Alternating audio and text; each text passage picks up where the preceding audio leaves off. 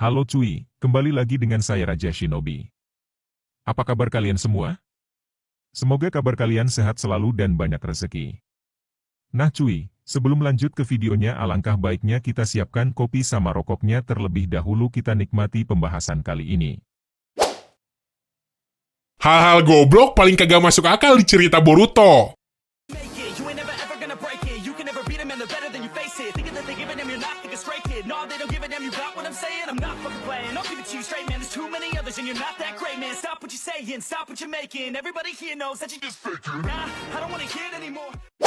Pertama, banyak karakter yang padahal masih bocah, tapi udah bisa nguasain jutsu tingkat tinggi. Ambil contoh yang pasti-pasti aja, yaitu Rasengan. Si Naruto butuh 2 minggu buat belajar nih jurus. Itu pun dibantuin sama si Jiraiya yang ngasih clue. Sedangkan si Boruto cuma 5 hari. Si Minato, Kakashi sama Jiraiya kagak bisa ngegabungin elemen mereka ke Rasengan. Udah gitu, si Naruto juga butuh ratusan bunshin buat ngecapai hal ini. Sampai akhirnya tercipta Rasen Shuriken. Lah si Boruto secara kagak sengaja nyiptain varian baru dari Rasengan. Lu mau bilang karena bakat? Denger anjir, si Minato aja punya nilai akademik tertinggi sepanjang sejarah Konoha. Udah gitu bisa nyiptain jutsu sendiri sampai dapat julukan ninja tercepat, tapi tetap kagak bisa ngelakuin hal itu.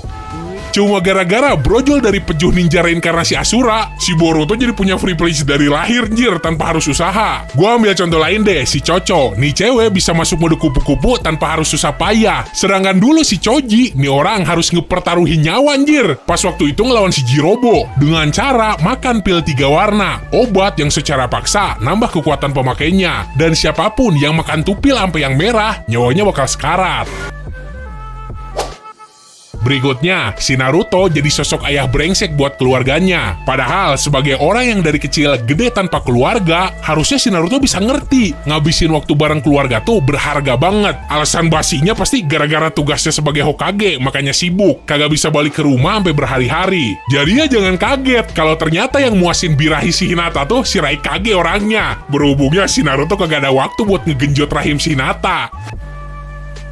Udah gitu, hal ini jadi makin gak masuk akal gara-gara lu tahu sendiri, sifat sama watak si Naruto dulu sebelum jadi Hokage sama nikah kayak gimana. Sering ngelakuin hal-hal konyol lah. Udah gitu, ngerasa bahagia banget pas ada orang yang main bareng sama dirinya. Gua yakin sih, lu juga pasti mikirnya si Naruto bakal jadi sosok bapak yang asik buat anak-anaknya kelak. Tapi kenyataannya, ngerayain ulang tahun si Himawari bareng-bareng di rumah aja, si Naruto cuma ngirim bunsinya doang, yang kemudian ngancurin kue ulang tahun si Himawari, gara-gara tiba-tiba hilang. Dan tololnya lagi, biarpun ngurus anak sendiri aja kagak mampu, si Naruto malah ngeadopsi anak yang entah asal-muasalnya dari mana buat masuk ke keluarganya. Siapa yang tahu njir si Kawaki diam-diam ngewe sama si Hinata.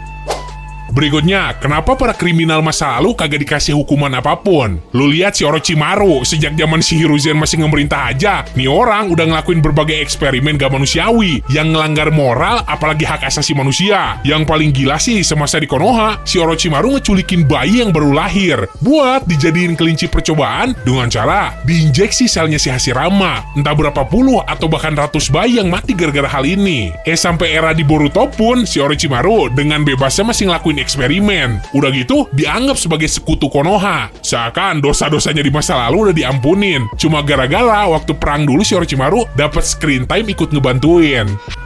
Selain itu ada si Kabuto, salah satu orang yang jadi dalang terjadinya perang dunia shinobi keempat, dan orang yang udah ngenodain mayat-mayat shinobi pendahulu dengan nge-Edo Tensei mereka dan dipaksa bertarung sama shinobi dari desa mereka sendiri, yang pastinya udah nelan ratusan nyawa. Selang beberapa tahun si Kabuto adem ayem jadi pengurus panti asuhan tanpa harus dihakimin apalagi ditahan sebagai penjahat perang. Gua curiganya kalau aja waktu itu si Obito masih hidup, mungkin aja saking gobloknya pemikiran warga Konoha, yang diangkat jadi Hokage itu bukan si Kakashi, melainkan si Obito, karena dianggap sebagai pahlawan perang gara-gara udah ngebelot ngelawan balik si Madara.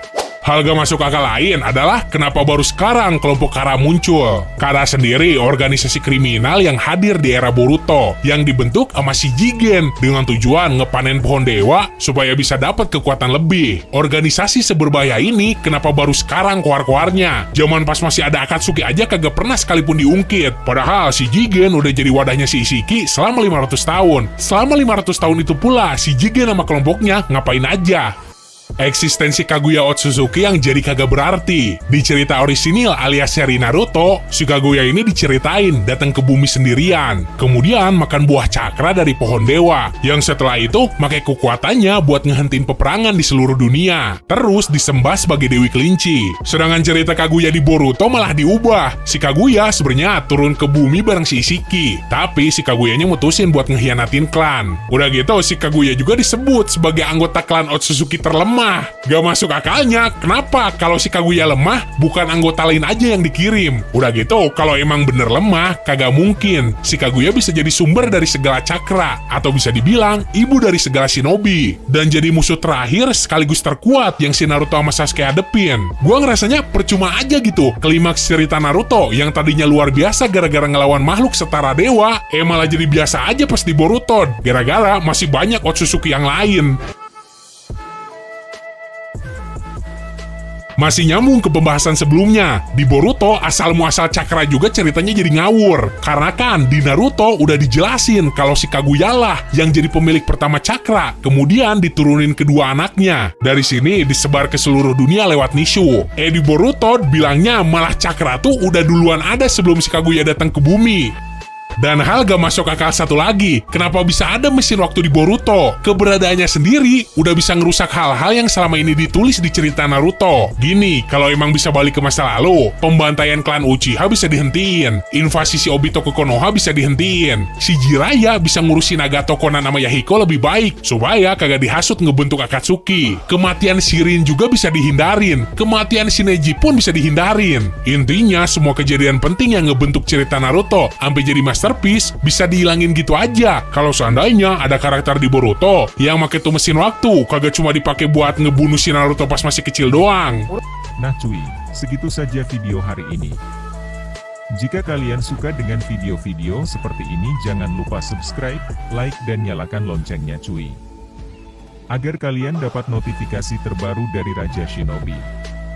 Yang mau request tulis di kolom komentar ya cuy.